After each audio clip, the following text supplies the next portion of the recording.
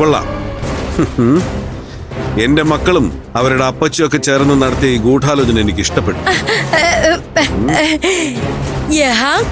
ഗൂഢാലോചന നഹി ഭയ്യ, ഞങ്ങളൊരു നാടകം പ്രാക്ടീസ് ചെയ്യായിരുന്നു.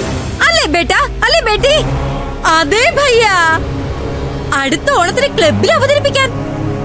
ഓണം കേരള കാ ബഹുത് ബഡാ ഉത്സവ് ഹേ.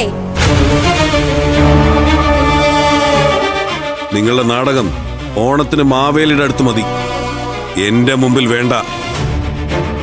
പോലീസിന്റെ പിടിയിലായ ആര്യന്റെ ഫ്രണ്ട്സും ചൈത്രയുടെ ഗുണ്ടകളും എല്ലാം തുറന്നു പറഞ്ഞു.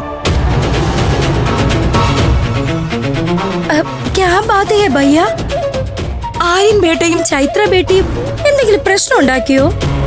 കോയി പരേശാനി ഹേ? പുലി വരുന്നേന്ന് എപ്പോഴും വിളിച്ചു പറയുന്ന ഒരു കുട്ടിയുടെ കഥ കേട്ടിട്ടില്ലേ? അവസാനം പുലി വന്നപ്പോ അവനെ രക്ഷിക്കാൻ ആരും ഉണ്ടായില്ല.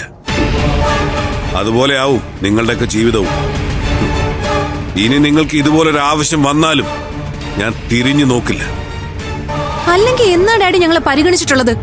എന്നാ ഡാഡി ഞങ്ങളെ തിരിഞ്ഞു നോക്കിയിട്ടുള്ളത്?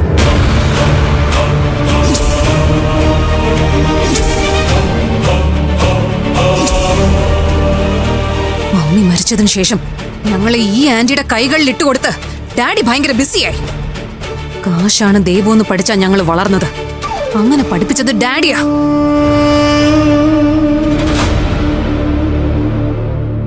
തൽക്കാലം ആ മൈൻഡ് സെറ്റ് മാറ്റാൻ ഞാൻ ഉദ്ദേശിച്ചിട്ടില്ല.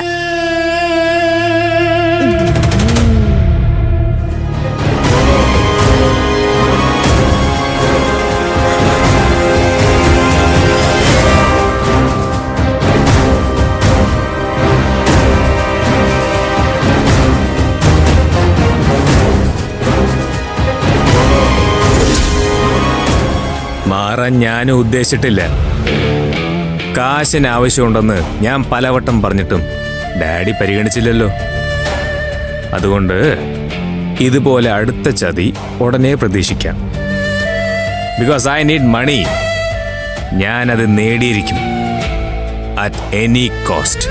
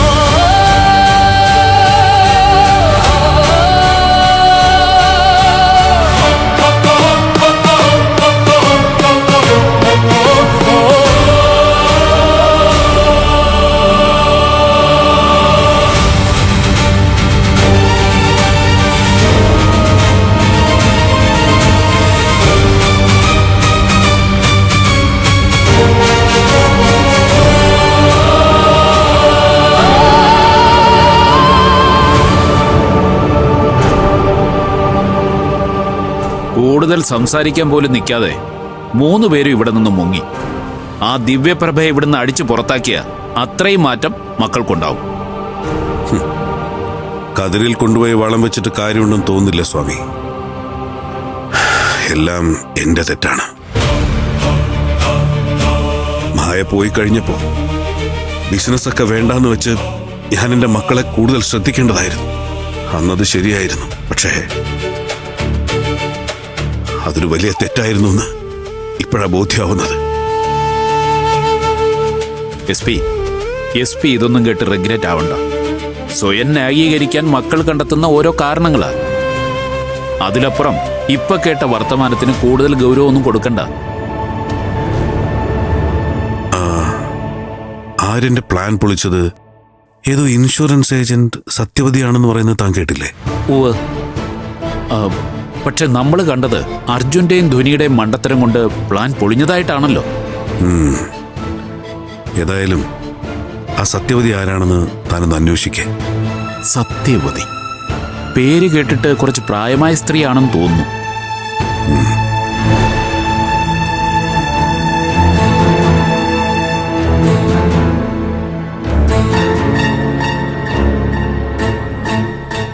സത്യവതിയെ കണ്ടുപിടിക്കണം. എന്തായാലും ആര്യൻ അമേരിക്ക സ്ത്രീയാണല്ലോ. അതെ, പോലീസ് വന്നപ്പോ അവര് തന്നെ ഞെട്ടിപ്പോയി. പുറത്താണെങ്കിൽ കെട്ടിയിട്ട ഗുണ്ടകൾ, അകത്താണെങ്കിൽ പൂട്ടിയിട്ട ഗുണ്ടകൾ. ഹോ, എല്ലാത്തിനെയും ചുവന്ന കരങ്ങളോടെ തൂക്കി. ഓ ദേ, ഞങ്ങള് കാരണേ ഈ സിറ്റിയെ കിടുകിടാ വിറപ്പിച്ച 2 ക്രിമിനൽ ഗാങ്ങുകളാ ഇന്നകത്തായത്. ഓ എന്റെ ഏട്ടാ, എന്റെ മാളു ചേച്ചിയെ, എന്താ ആ സർക്കിൾ ഇൻസ്പെക്ടർക്ക് ഞങ്ങളെ എത്ര അഭിനന്ദിച്ചിട്ടും മതി വരുന്നില്ലായിരുന്നു. എന്തോ അവർക്ക് എന്നെ ഇഷ്ടമായെന്ന് തോന്നുന്നു. എന്നോട് അങ്ങോട്ട് ചെല്ലാൻ പറഞ്ഞിട്ടുണ്ട്. മിക്കവാറും ഞങ്ങളെ പോലീസിൽ എടുക്കാനുള്ള സാധ്യതയുണ്ട്.